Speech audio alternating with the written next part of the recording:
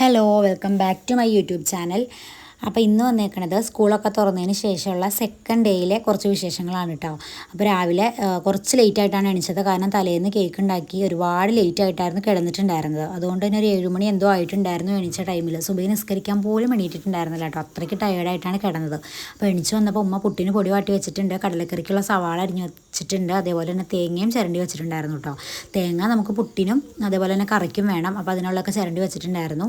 അപ്പോൾ ഞാൻ 2 പാൻ അപ്പുറം ഇപ്പുറമൊക്കെയായിട്ട് വെച്ചിട്ട് ഒരെണ്ണത്തിൽ നമ്മൾ ചെമ്മീൻ റോസ്റ്റ് ചെയ്യാൻ വേണ്ടിയിട്ടാണ് കേട്ടോ. സ്കൂളിൽ പിള്ളേർക്ക് ലഞ്ചിന് ചെമ്മീൻ റോസ്റ്റ് ചെയ്തതും പപ്പടവും പൊരിച്ച് കൊടുത്തുവിടാമെന്നാണ് വിചാരിച്ചത്. ചെമ്മീൻ റോസ്റ്റ് ഉണ്ടെങ്കിൽ പിന്നെ അവർക്ക് വേറെ ഒന്നും വേണ്ട.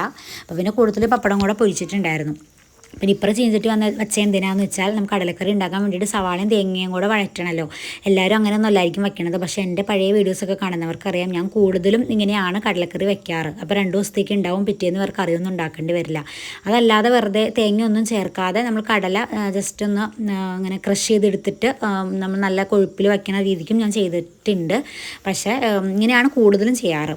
അപ്പോൾ അതിന് വേണ്ടിയിട്ടൊരു ചീഞ്ചട്ടി വേറെ വെച്ചിട്ടുണ്ട്. അപ്പോൾ ചെമ്മീൻ തലേന്ന് വാങ്ങിയത് കുറച്ച് ഞാൻ പിള്ളേർക്ക് ഇങ്ങനെ ലഞ്ചിന് ഉണ്ടാക്കി കൊടുത്തു വിടണം എന്നുള്ള ഒരു പ്ലാനിങ്ങിൽ കുറച്ച് ഫ്രിഡ്ജിലിട്ട് മാറ്റി വെച്ചിട്ടുണ്ടായിരുന്നു കേട്ടോ. അപ്പോൾ അത് എടുത്തിട്ട് കുറച്ച് മസാലയൊക്കെ ഒന്ന് തിരുമ്മി വെച്ചിട്ടുണ്ട് ഫ്രൈ ചെയ്യാൻ വേണ്ടിയിട്ട്. അപ്പോൾ ആദ്യം ജസ്റ്റ് ഒന്ന് ഫ്രൈ ചെയ്ത് ഒരു ഷാലോ ഫ്രൈ ചെയ്തെടുത്തിട്ടാണ് ഞാൻ റോസ്റ്റ് ചെയ്യാറ്. എല്ലാവരും അങ്ങനെയാണോ എന്ന് എനിക്കറിയില്ല. ജസ്റ്റ് ഒന്ന് ഫ്രൈ ചെയ്തെടുത്താലാണ് ആ ഒരു ചെമ്മീൻ്റെ ആ ഒരു ടേസ്റ്റ് വരുള്ളൂ എന്ന് എനിക്ക് തോന്നുന്നു.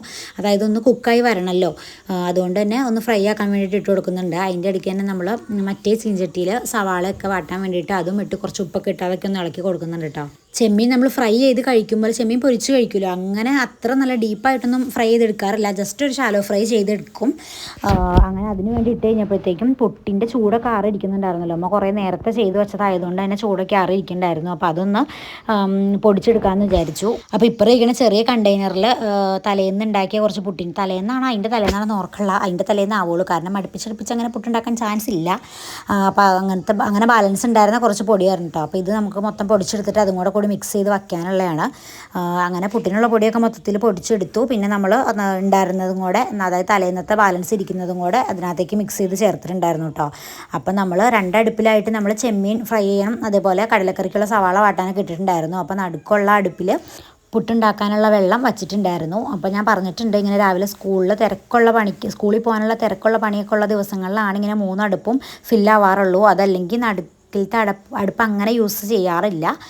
പിന്നെ നമുക്ക് നോമ്പിനും അതേപോലെയൊക്കെയാണ് കൂടുതലും അങ്ങനെ യൂസ് ചെയ്യേണ്ടി വരാറ്. അല്ലാത്തപ്പോഴും ഇടയ്ക്കൊക്കെ വരാറുണ്ട് കേട്ടോ. തീരെ ഉപയോഗിക്കാറില്ല എന്നല്ല, പക്ഷേ ഇതിൻ്റെ ഇടയ്ക്ക് ഇങ്ങനെ വയ്ക്കുമ്പോൾ ഭയങ്കര റിസ്ക്കാണ്. നമ്മൾ ഓരോന്നോരോന്ന് ചെയ്യുമ്പോൾ മറ്റേതിൻ്റെ അകത്ത് കൈ മുട്ടി പൊള്ളാനും ഒക്കെ ഉള്ള ചാൻസ് ഉണ്ട്. അങ്ങനെ ഒരുപാട് പൊള്ളിയിട്ടുണ്ട്. പക്ഷെ അതൊക്കെ സർവ്വസാധാരണമല്ല, ഒന്നും അങ്ങനെ കരിയാക്കാറില്ല. അങ്ങനെ ചെമ്മീനും അതിൻ്റെ ഇടയ്ക്ക് ഒന്ന് മറിച്ചിടാനുള്ള പരുവത്തിലായിട്ടുണ്ടായിരുന്നു. അത് മറിച്ചിട്ട് കൊടുത്തു. പിന്നെ നമ്മൾ സവാള വാടി കഴിഞ്ഞപ്പോൾ അതിനകത്ത് തേങ്ങയും ഇട്ട് ജസ്റ്റ് ഒന്ന് വാട്ടിയെടുത്തതിന് ശേഷം പിന്നെ കുറച്ച് മുളക് പൊടി, കാശ്മീരി മുളക് പൊടി, മല്ലിപ്പൊടി, മഞ്ഞൾപ്പൊടി ഇതൊക്കെ ഒന്ന് ഇളക്കി മിക്സാക്കി എടുക്കുന്നുണ്ട്. ഗരം മസാല ഞാൻ ലാസ്റ്റ് കറിയൊക്കെ തിളച്ചതിന് ശേഷം ഒന്ന് ഇട്ട് കൊടുക്കാറുള്ളൂ കേട്ടോ. ഇങ്ങനെ മസാല ഉണ്ടാക്കുമ്പോൾ അതിനകത്തേക്ക് ഗരം മസാല ഇട്ട് കൊടുക്കാറില്ല. ഒരു കറിക്കും അങ്ങനെ ഇട്ട് കൊടുക്കാറില്ല. അങ്ങനെ അത് കഴിഞ്ഞപ്പോഴത്തേക്കും നമ്മുടെ ചെമ്മീൻ ഓൾമോസ്റ്റ് റെഡി ആയിട്ടുണ്ടായിരുന്നു. ഞാൻ പറഞ്ഞ പോലെ തന്നെ ഒരു ഷാലോ ഫ്രൈ ആയി വന്നിട്ടുണ്ടായിരുന്നു. അങ്ങനെ അതൊക്കെ ഒന്ന് കോരി എടുത്ത് കഴിഞ്ഞിട്ട് പിന്നെ ആ എണ്ണയിലേക്ക് തന്നെയാണ് നമ്മൾ സവാളയൊക്കെ ഇട്ട് വാട്ടണത്. അതിപ്പോൾ ഏത് കറി വെച്ചാലും ഞാൻ അങ്ങനെ തന്നെയാണ് ചെയ്യാറ്. ഇപ്പോൾ നമ്മൾ ചിക്കൻ കറി വെക്കുവാണെങ്കിലും ചിക്കൻ ഫ്രൈ ചെയ്ത ആ എണ്ണയിലേക്ക് തന്നെ ആ എണ്ണ മാറ്റുമോ, ആ പാത്രം മാറ്റുമോ ഒന്നും ചെയ്യാതെ ആ സെയിം പാത്രത്തിലേക്ക് സെയിം എണ്ണയിലേക്ക് തന്നെ സവാളയൊക്കെ ഇട്ട് വഴച്ചുണ്ടാക്കുമ്പോഴാണ് അതിൻ്റെ ആ ഒരു എക്സാക്ട് ടേസ്റ്റ്. എനിക്ക് ആ ഒരു ടേസ്റ്റാണ് ഇഷ്ടം. അതല്ലാതെ കറി ഇങ്ങനെ ഒരു കളറില്ലാതെ ഇങ്ങനെ ഇരിക്കുന്നുണ്ട് കഴിഞ്ഞാൽ എനിക്ക് ചിക്കൻ കറി ഇഷ്ടമല്ല കേട്ടോ. നല്ല കറുത്തിരിക്കുകയാണെങ്കിൽ അത്രയും ഇഷ്ടമാണ്. അപ്പോൾ അതുകൊണ്ട് തന്നെ എണ്ണ കുറച്ച് കുറവായിരുന്നു. കാരണം ചെമ്മീനിൽ കുറച്ച് മുളക് അധികം ഉണ്ടായിരുന്നു. അതൊക്കെ എണ്ണയിലേക്ക് പിടിച്ചിട്ട് എണ്ണ കുറച്ച് കുറവായിരുന്നു. അപ്പോൾ കുറച്ചും കൂടെ ഓയിൽ ഒഴിച്ച് കൊടുത്തിട്ടുണ്ടായിരുന്നു. പിന്നെ സവാള ഇട്ട് കൊടുത്തിട്ടൊന്ന് വാട്ടിയിട്ടുണ്ടായിരുന്നു. പിന്നെ ഞാൻ ഇഞ്ചിയും വെളുത്തുള്ളിയും ചതച്ച് വെച്ചിട്ടുണ്ടായിരുന്നു. അത് ഉമ്മാനം കൊണ്ട് തൂത്തിടിക്കണതാണ് കേട്ടോ. കാരണം ഞാൻ ജാറിൽ പച്ചമുളക് ഇഞ്ചി അങ്ങനെയൊക്കെ ചതച്ച് കഴിഞ്ഞാൽ കൈ കൊണ്ട് തൂത്തിട്ട് കഴിഞ്ഞാൽ എൻ്റെ കൈ ഭയങ്കരമായിട്ട് പുകയൂട്ടോ. എന്താണെന്ന് അറിയാൻ പാടില്ല. ഉമ്മാക്കൊന്നും അങ്ങനെ പുകച്ചിട്ടുണ്ടാവാറില്ല. അപ്പോൾ അങ്ങനെ ഉള്ളി മുളകും ചതയ്ക്കും അങ്ങനെയൊക്കെ ചെയ്യുമ്പോൾ ഉമ്മാനെ കൊണ്ടാണ് തൂത്തിടിക്കാറ്. അങ്ങനെ അത് കഴിഞ്ഞപ്പോഴത്തേക്കും നമ്മുടെ ആദ്യത്തെ പുട്ട് റെഡി ആയിട്ടുണ്ടായിരുന്നു. അങ്ങനെ പുട്ടൊക്കെ വാങ്ങി വെച്ച് കഴിഞ്ഞിട്ട് പിന്നെ 2ാമത്തെ പുട്ട് വേണ്ടി അടുപ്പത്ത് വെച്ചു. ചില്ലെടുക്കാൻ വേണ്ടി പെടുന്ന പാടാട്ടോ, ഭയങ്കര ചൂടുണ്ടായിരുന്നു. അങ്ങനെ 2ാമത്തെ പുട്ടും അടുപ്പത്തേക്ക് വെച്ച് കഴിഞ്ഞപ്പോഴത്തേക്കും നമ്മുടെ കടലക്കറിക്കുള്ള മസാല ഉണ്ടാക്കിയതിൻ്റെ ചൂടൊക്കെ അറിയിട്ടുണ്ടായിരുന്നു. അപ്പോൾ വേഗം തന്നെ അതും അരച്ചെടുക്കാമെന്ന് വിചാരിച്ചു. കാരണം പുട്ട് വേവണ സമയം കൊണ്ട് നമുക്കിവിടെ കടലക്കറിയും റെഡിയാക്കാമല്ലോ. സത്യം പറഞ്ഞു കഴിഞ്ഞാൽ എൻ്റെ അഭിപ്രായത്തിൽ രാവിലെ സ്കൂളിൽ നമ്മൾ ഇങ്ങനെ തിരക്ക് പിടിച്ച പണിയിൽ ഇങ്ങനെ ബ്രേക്ക്ഫാസ്റ്റും ലഞ്ചൊക്കെ ഉണ്ടാക്കുന്ന ടൈമിൽ നമ്മൾ പണി തുടങ്ങി പണി തീരുന്നത് വരെ ഇപ്പോൾ 3 അടുപ്പുള്ള ഒരു ഗ്യാസ് സ്റ്റൗ ആണെങ്കിൽ അടുപ്പ് ഓഫ് ആക്കാതെ പണിയെടുക്കുക. അതായത് ഒരടുപ്പിൽ പണി കഴിയുമ്പോൾ അതിനകത്തേക്ക് അടുത്തത് വയ്ക്കുക, അത് കഴിയുമ്പോഴത്തേക്കും അടുത്തത് വയ്ക്കുക.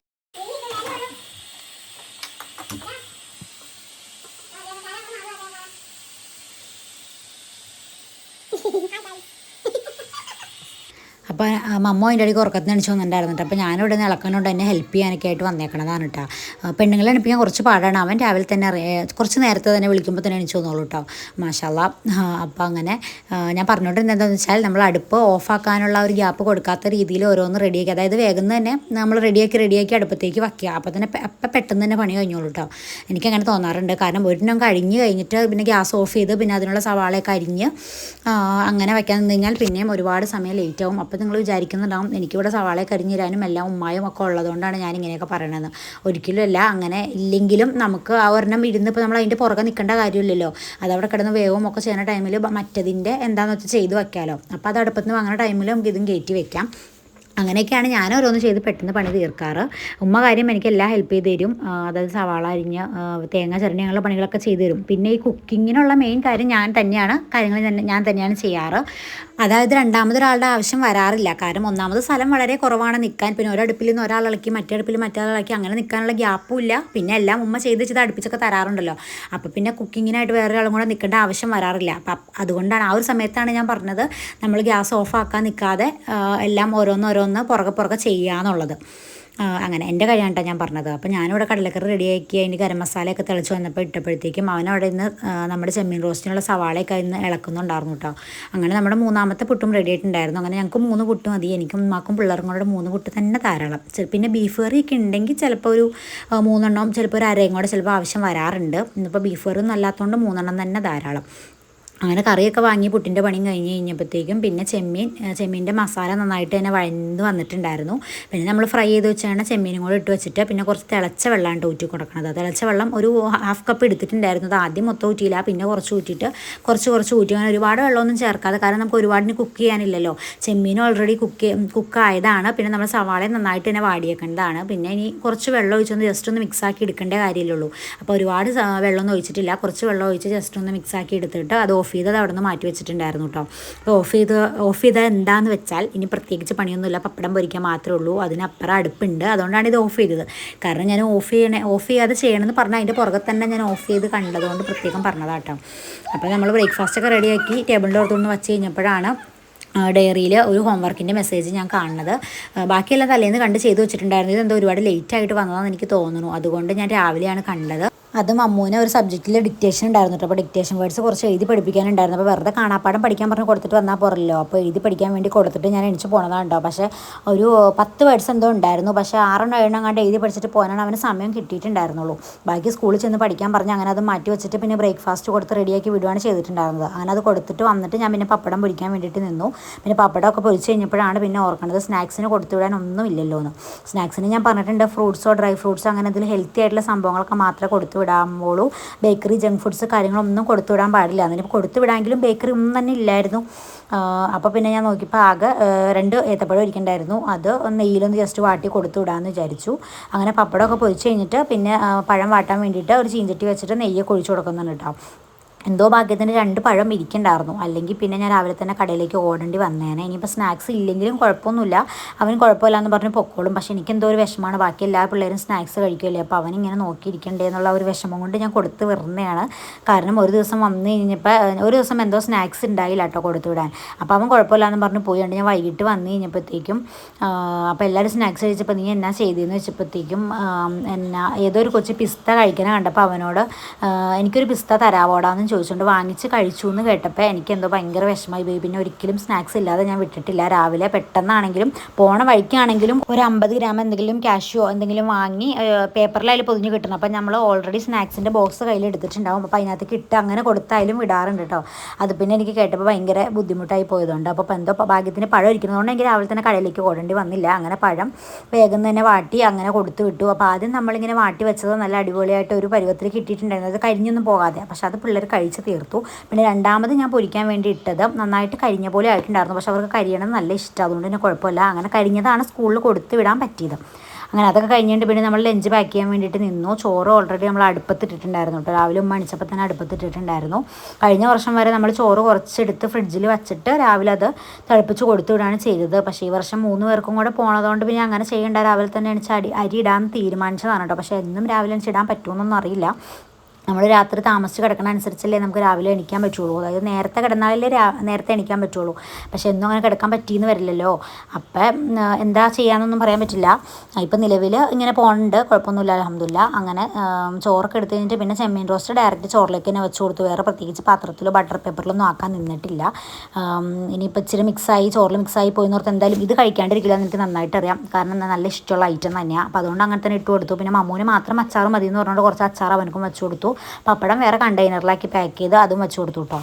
പിന്നെ അതുകൊണ്ട് നമ്മൾ സ്നാക്സും പാക്ക് ചെയ്തു. പുറത്താണ് നല്ല മഴ പെയ്യുന്നുണ്ട് കേട്ടോ. നല്ല മഴ വെച്ചാൽ അത്യാവശ്യം നല്ല മഴയുണ്ട്. ഇപ്പോൾ നിലവിൽ ഞാനാണ് പിള്ളേരെ വിട്ടുകൊണ്ടിരിക്കുന്നത്. ഐറൂനും പോയി തുടങ്ങുന്ന ദിവസം മുതൽക്ക് ഞാൻ ഓട്ടോ പറഞ്ഞിട്ടുണ്ട്. അതുവരെ ഞാൻ കൊണ്ടുവന്ന് വിടാമെന്ന് വിചാരിച്ചു. അതിൻ്റെ തലേന്ന് ഞാൻ പിള്ളേർക്ക് റെയിൻകോട്ട് വാങ്ങിയിട്ടുണ്ടായിരുന്നു. അതുകൊണ്ട് വലിയ പ്രശ്നം ഉണ്ടായിരുന്നില്ല. എന്നാലും ഭയങ്കര പാടായിരുന്നു. നല്ല മഴയത്ത് അവർ റെയിൻകോട്ട് ഇട്ട് ഞാനും റെയിൻകോട്ട് ഇട്ട് പോക്ക് ഭയങ്കര പാടായിരുന്നു. എന്നാലും എങ്ങനെയോ പോയി. കുറച്ച് ദിവസം കൂടെ 3-4 ദിവസം കൂടെ അഡ്ജസ്റ്റ് ചെയ്താൽ മതിയല്ലോ എന്ന് വിചാരിച്ച് അങ്ങനെ പോയിട്ടോ. അത് കഴിഞ്ഞിട്ട് പിന്നെ നമ്മൾ ലഞ്ചൊക്കെ ഒന്ന് പൊതിഞ്ഞ് റെഡിയാക്കി കൊടുത്തു കഴിഞ്ഞിട്ട് പിന്നെ പോകാൻ വേണ്ടി ഇറങ്ങുകയാണ്. അങ്ങനെ പ്രത്യേകിച്ച് പോകണതും റെഡി ആവണതൊന്നും അങ്ങനെ വീഡിയോ എടുത്തിട്ടില്ല. അങ്ങനെ ലഞ്ചൊക്കെ പാക്ക് ചെയ്ത് കഴിഞ്ഞപ്പോഴത്തേക്കും പിള്ളേരുടെ ഒരുക്കങ്ങളും കാര്യങ്ങളൊക്കെ കഴിഞ്ഞ് അവർ റെയിൻകോട്ടൊക്കെ ഇട്ട് നിൽക്കുന്നുണ്ടായിരുന്നു. അങ്ങനെ നമ്മൾ സ്കൂളിൽ പോയി പിള്ളേരെ വിട്ടിട്ട് വന്നതിന് ശേഷം പിന്നെ ഐറൂന് ചായയൊക്കെ കൊടുത്ത് റെഡിയാക്കി അവൾ അംഗൻവാടിയിൽ വിടുന്നതാണ് കേട്ടോ ഈ കാണുന്നത്. അങ്ങനെ അവളും അംഗൻവാടിയിൽ പോയി. ഇന്നത്തെ വീഡിയോ ഇത്രയേ ഉള്ളൂ. എല്ലാവർക്കും ഇഷ്ടപ്പെട്ടു എന്ന് വിചാരിക്കുന്നു. ഇഷ്ടപ്പെട്ടെങ്കിൽ ലൈക്ക് ചെയ്യുക, സബ്സ്ക്രൈബ് ചെയ്യുക.